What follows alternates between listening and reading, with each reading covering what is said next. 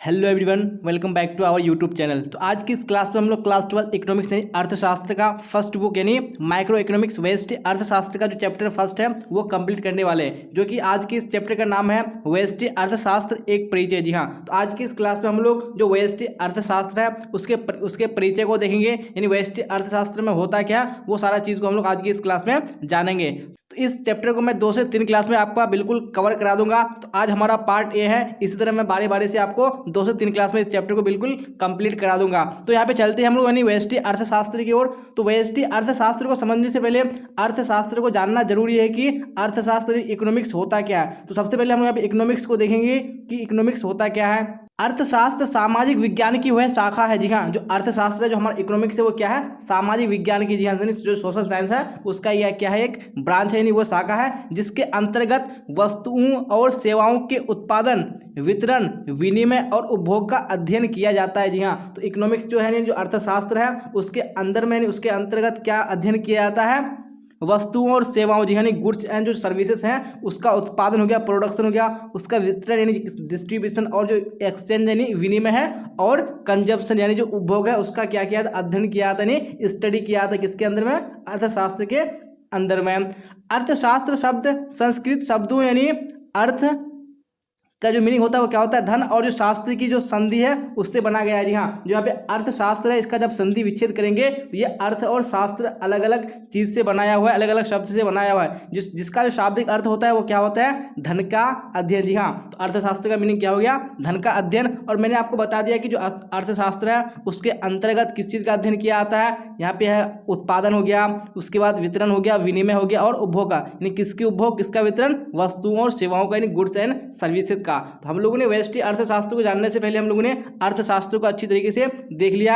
अब हम लोग यहाँ पे देखेंगे कि जो अर्थशास्त्र होता है उसको 2 लेवल पर स्टडी किया जाता है, अध्ययन किया जाता है। एक होता है माइक्रो लेवल और एक होता है मैक्रो लेवल, यानी एक छोटे लेवल पर अध्ययन किया जाता है और एक होता है बड़े लेवल पर। तो आज की इस क्लास में हम लोग यहाँ पे माइक्रो लेवल पर अध्ययन करेंगे, यानी माइक्रो इकोनॉमिक्स को, व्यष्टि अर्थशास्त्र को अध्ययन करेंगे, यानी व्यष्टि अर्थशास्त्र में किस चीज का अध्ययन किया था उस चीज को हम लोग आज की इस क्लास में जानेंगे। तो आप लोग क्लास को लास्ट तक जरूर देखिएगा और साथ साथ में आप लोग नोट करने की कोशिश कीजिएगा। जी हाँ, यहाँ पे व्यष्टि अर्थशास्त्र यानी माइक्रो इकोनॉमिक्स आ चुका है, तो इसके बारे में हम लोग अच्छी तरीके से जान लेते हैं, आपको परिचय करा देते हैं कि होता क्या है। व्यष्टि अर्थशास्त्र में व्यक्तिगत इकाई के आर्थिक व्यवहार का अध्ययन किया जाता है। जी हाँ, तो मैंने बता दिया जो व्यष्टि अर्थशास्त्र है ये छोटे लेवल पर अध्ययन किया जाता है, यानी क्या किया जाता है, व्यक्तिगत इकाई, इंडिविजुअल यूनिट्स होते हैं, यानी जो अकेला कोई इकाई होता है उसी का क्या किया था, आर्थिक व्यवहार का क्या किया था, अध्ययन किया जाता है। जैसे एक उपभोक्ता हो गया या एक फर्म जिसको उत्पादक बोलते हैं इत्यादि। जी हाँ, हम लोगों ने जो व्यष्टि अर्थशास्त्र है उसमें किस चीज़ का अध्ययन करते हैं, यानी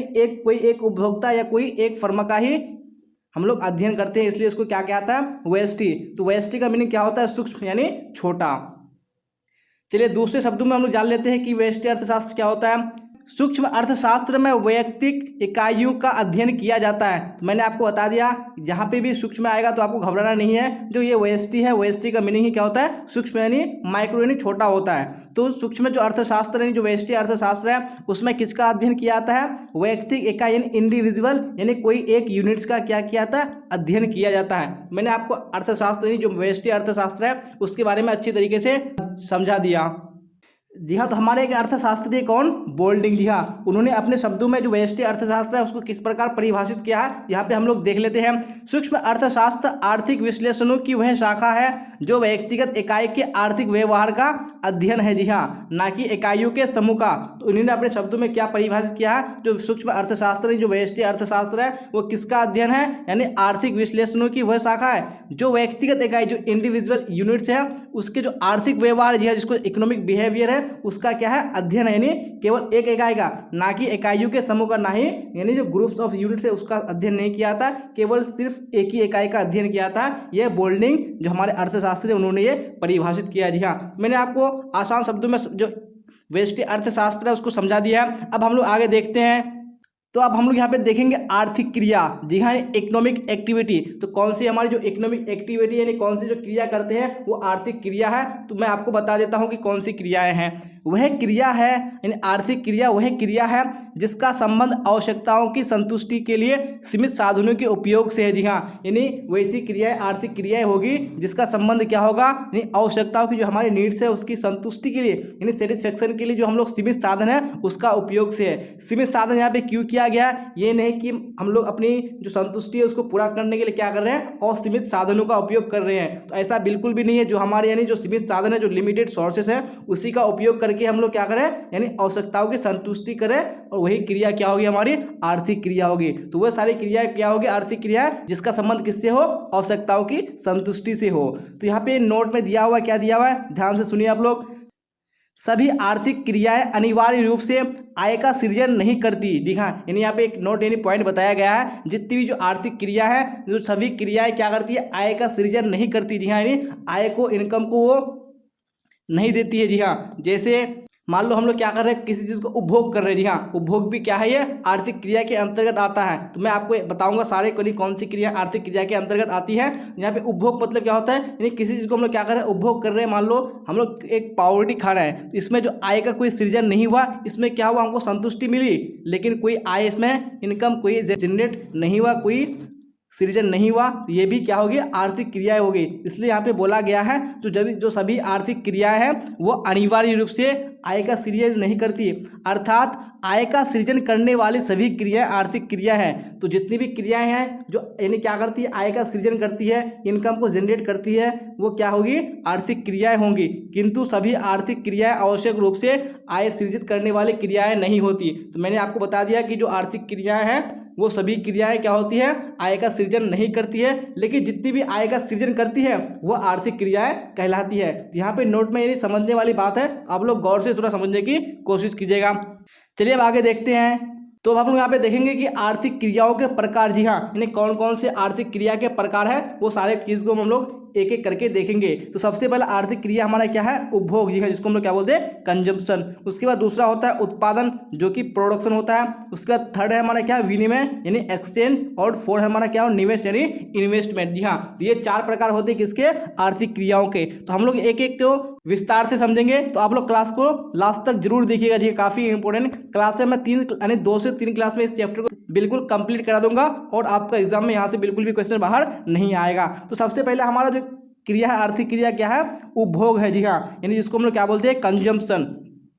उपभोग क्या होता है, यानी उपभोग वह आर्थिक क्रिया है। ये सारे क्या है, जो पढ़ाऊंगा मैं आपको 4 प्रकार, ये आर्थिक क्रिया के प्रकार है। तो उपभोग यानी जो कंजम्पशन है वो एक आर्थिक क्रिया है जिसमें व्यक्तिगत तथा सामूहिक आवश्यकताओं की संतुष्टि के लिए वस्तुओं और सेवाओं की उपयोगिता का उपयोग किया जाता है। जी हाँ, जो उपभोग में क्या किया जाता है, यानी व्यक्तिगत तथा सामूहिक जो आवश्यकता है, जो हमारी नीड्स हैं, उसकी संतुष्टि के लिए क्या किया जाता है, जो वस्तु यानी जो गुड्स हैं और जो हमारे सर्विसेज हैं उसकी उपयोगिता का उपयोग किया जाता है। जैसे मैं एग्जाम्पल के माध्यम से समझा देता हूँ कि भोजन करना। जी हाँ, तो भोजन करने से क्या हुआ कि हमको क्या मिली, यानी संतुष्टि मिलती है। जी हाँ, और जैसे कपड़ा पहनना, इससे भी हमें क्या मिला, संतुष्टि मिला। कपड़ा पहन के हम क्या होते हैं, सेटिस्फाई होते हैं आदि। ये सारी क्या है, उपभोग की क्रिया है। जी हाँ, यानी वैसी क्रिया जिसको हम लोग उपयोग करने के बाद क्या होते हैं, यानी सेटिस्फाई होते हैं, यानी संतुष्ट होते हैं, वो क्या है, हमारी उपभोग की क्रियाएं है। यहाँ पे क्या हो गया, भोजन करना, यानी भोजन करना, कपड़ा पहनना, ये सारी क्या है, उपभोग की क्रियाएं हैं। तो मैंने आपको उपभोग बढ़ा दिया।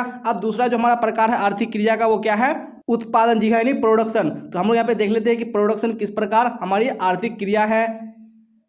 उत्पादन वह आर्थिक क्रिया, जो प्रोडक्शन है वह आर्थिक क्रिया है, जो इकोनॉमिक एक्टिविटी है जिसका संबंध वस्तुओं और सेवाओं की उपयोगिता अथवा मूल्य में वृद्धि करने से है। जी हाँ, जो उत्पादन है उसका यानी संबंध किससे है, वस्तुओं और सेवाओं का, यानी जो गुड्स और जो सर्विसेज है उसकी जो उपयोगिता है अथवा उसका मूल्य है उसमें वृद्धि करने से होता है। तो एग्जाम्पल के माध्यम से आपको पूरी अच्छी तरीके से समझ में आ जाएगा। जैसे दर्जी द्वारा कपड़ा काटकर कपड़ा सिलना, अथवा बढ़ई द्वारा लकड़ी का लट्ठा चीरकर कुर्सी या मेज बनाना। जी हाँ, ये सारी क्या है, उत्पादन है। जी हाँ, यानी दर्जी क्या करता है, कपड़े को काट कर क्या सिलता है, कपड़ा सिलता है। जी हाँ, जो हमारा जो वस्तु है उसमें जो सेवा है उसकी जो उपयोगिता है अथवा मूल्य में क्या होगी, वृद्धि हुई ना। जैसे कपड़ा है, कपड़ा काट कर क्या सिलाए हम लोग, कपड़ा सिलाए, कपड़ा का मूल्य था, उससे क्या हुआ, जब कपड़ा सिलकर तैयार हुआ तो उसकी मूल्य में क्या हुई, वृद्धि हुई। और जो उसकी उपयोगिता है वो कपड़े से, यानी जो मान ले शर्ट बनाए तो शर्ट की उपयोगिता क्या होगी, उसकी बढ़ गई। जी हाँ, तो यही क्या है, हमारा उत्पादन है। तो मैंने एग्जाम्पल के माध्यम से बता दिया। जैसे लकड़ी जो बढ़ी होता है क्या करता है, लकड़ी को चीर कर मान लो कुर्सी बनाया, मेज बनाया,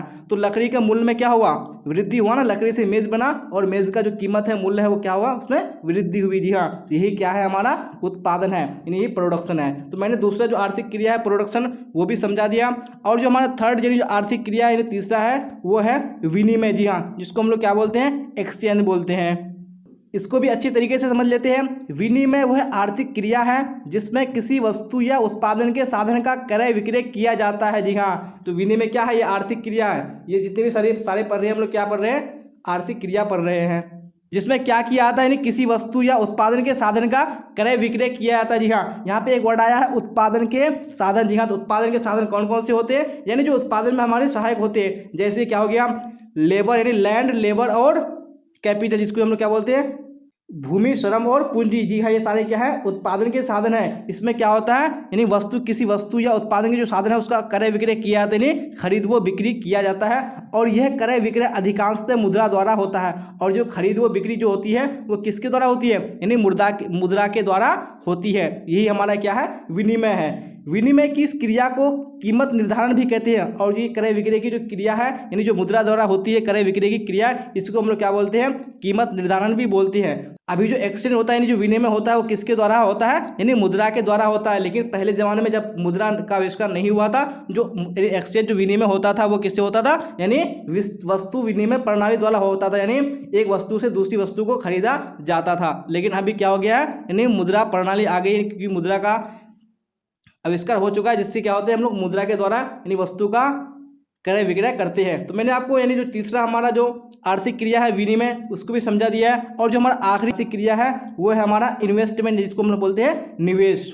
निवेश वह आर्थिक क्रिया है जिसका संबंध भविष्य में वस्तुओं तथा सेवाओं के उत्पादन के लिए पूंजीगत वस्तुओं के उत्पादन से है। जी हाँ, तो निवेश का संबंध किससे है, यानी भविष्य में, जी हाँ, फ्यूचर में क्या हुआ, वस्तुओं तथा सेवाओं के उत्पादन के लिए पूंजीगत वस्तुओं के उत्पादन से है। निवेश द्वारा मनुष्य की आवश्यकता अप्रत्यक्ष रूप से संतुष्ट होती है। जी हाँ, तो मैं यहाँ पे एग्जाम्पल के माध्यम से बता देता हूँ कि मान लो मैंने एक क्या किया, सिलाई मशीन खरीद के लिया। जी हाँ, तो मैंने क्या किया, सिलाई मशीन को खरीदा, तो उसमें क्या किया, मैंने इन्वेस्ट किया, यानी उसमें निवेश किया।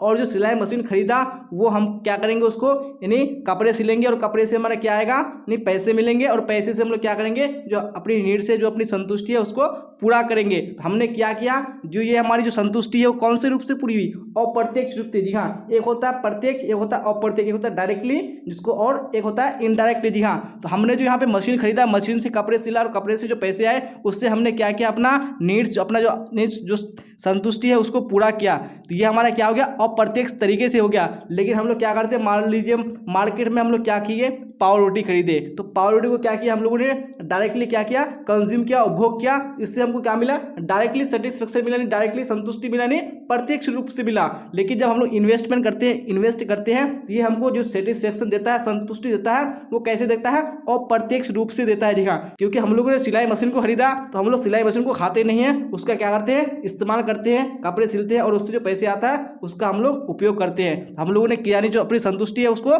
कैसे पूरा किया, और अप्रत्यक्ष रूप से पूरा किया।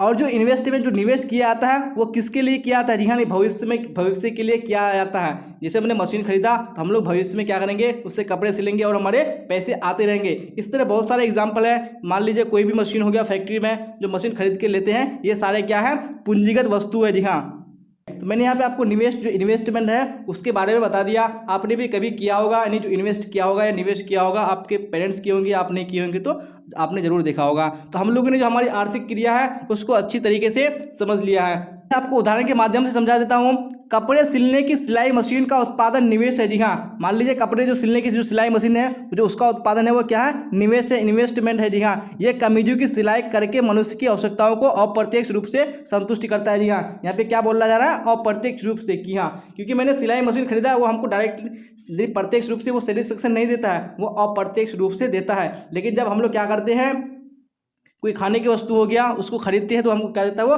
प्रत्यक्ष नहीं डायरेक्टली वो हमको संतुष्टि देता है। तो जो इन्वेस्टमेंट होता है वो हमको अप्रत्यक्ष रूप से संतुष्टि देता है। हम लोगों ने निवेश को अच्छी तरीके से देख लिया। तो आज के क्लास में बस इतना ही। जो आज का क्लास है वो पार्ट ए है। मैं आपको जो नेक्स्ट क्लास है उसमें आपको इससे आगे पढ़ाऊंगा। तो आपको अगर क्लास अच्छी लगी हो तो आपको लाइक कर देना है, अपने दोस्तों में आपको शेयर कर देना है। और जो भी स्टूडेंट इस चैनल पे नहीं आ रहे हैं, चैनल को सब्सक्राइब करके बेल आइकन को प्रेस हर हाल में कर लेना जी हाँ, क्योंकि मैं आपका जो 12th क्लास है उससे रिलेटेड आपका जितना भी सारा सब्जेक्ट है मैं आपको सारा इसी चैनल में कवर कराऊंगा। तो आपको हर हाल में सब्सक्राइब कर लेना है और अपने दोस्तों को आपको हर हाल में शेयर कर देना है। तो यहाँ तक बने रहने के लिए आप सबका धन्यवाद। फिर मिलेंगे हम लोग अगली क्लास में। Till then bye bye, tata, see you on the next class.